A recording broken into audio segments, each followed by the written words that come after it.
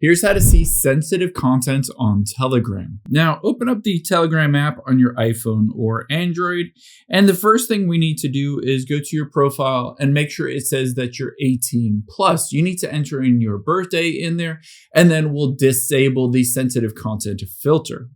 So to do that, we need to enter in your birthday if you haven't already. Just enter whatever your birthday is, and when you're ready to go, just hit the done button at the very top right. However, this doesn't enable sensitive content or allow it. You need to change that out of the Telegram app. You actually need to open up a web browser to be able to do this instead. Now, to be able to do this in the web browser, we need to go to Telegram, and it's actually web.telegram.org. So after you've logged into web.telegram.org, it'll just ask you to enter in your phone number and get the code, etc. Just go through the process of logging in. After you've done that, we can disable the setting within the settings here of the web-based version.